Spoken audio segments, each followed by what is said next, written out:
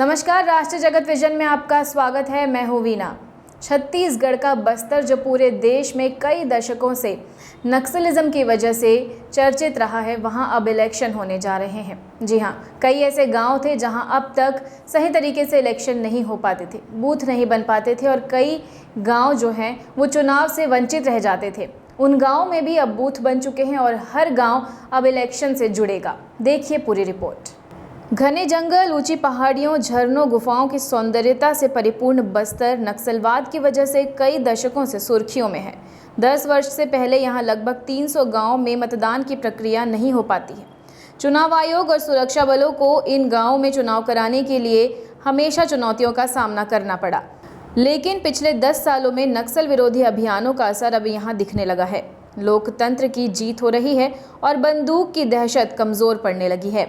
बस्तर के इन गांवों में न सिर्फ मतदान केंद्र बनाए जा रहे हैं, बल्कि विकास भी पहुंच रहा है। पिछले विधानसभा चुनाव 2023 में आयोग ने 120 गांवों में आज़ादी के बाद पहली बार मतदान कराने में सफलता हासिल की थी। इस बार 100 से ज़्यादा गांव में पहली बार लोकसभा चुनाव होने हैं। अब लोकसभा चुनाव में जगदलपुर मुख्यालय से 25 किलोमीटर दूर आमाबाल गाँव में 8 अप्रैल को प्रधानमंत्री नरेंद्र मोदी ने चुनावी सभा भी की। बस्तर संसदीय क्षेत्र का ये गांव उस क्षेत्र में है जहां कोंडागांव, दंतेवाड़ा, बस्तर और नारायणपुर जिले की बॉर्डर लगती है।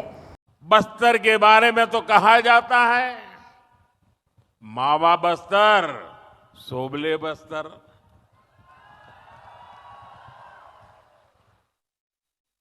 बस्तर डिवीजन से ही मैंने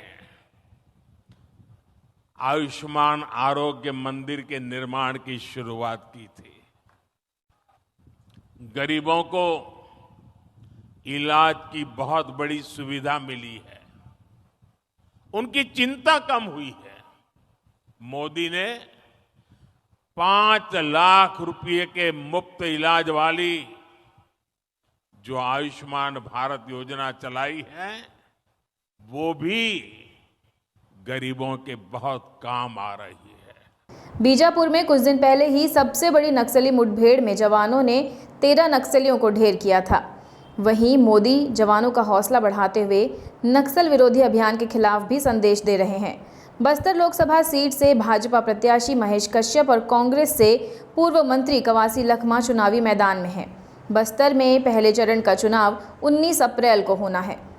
विकास बनाम नक्सलवाद के बीच चुनावी लड़ाई हो रही है। भाजपा इस बार बस्तर में विकास के मुद्दे पर चुनाव लड़ रही है। हालांकि वर्तमान में ये सीट कांग्रेस के पास है, लेकिन पिछले कई दशकों से ये क्षेत्र भाजपा का गढ़ रहा है। इसलिए भाजपा को अपने गढ़ में फिर से अपनी पैठ बनाने के लिए चुनौती मिली है। वहीं कांग्रेस भाजपा को ये कहकर घेर रही है कि भाजपा सरकार आने के बाद प्रदेश में नक्सली घटनाएं बढ़ी हैं। पहले 2015, 16, 17 में स्वीकृत लगभग 247 प्रधानमंत्री ग्राम सड़क योजना की सड़कें नहीं बन रही थी, वो रुकी हुई। लगभग 90 से 100 पुल ऐसे थे जो 2 क्षेत्रों को जोड़ते हैं, वो भी रुके हुए, वो नहीं काम हो रहे थे। अभी 23 सड़कों पर सुरक्षा व्यवस्था दे करके वहां पर काम करना शुरू किया गया है, सड़क बनाना शुरू किया गया है। अब ये कोशिश हो रही है कि बस्तर के गांव में संसाधन पहुंचे, बिजली पहुंचे, पानी पहुंचे, आंगनबाड़ी, अस्पताल पहुंचे, वहां पर सड़क पहुंचे, मोबाइल का टावर, ये कोशिश की जा रही है। तो विकास को रोका जाता है, विकास के मार्ग में बाधक बनते हैं।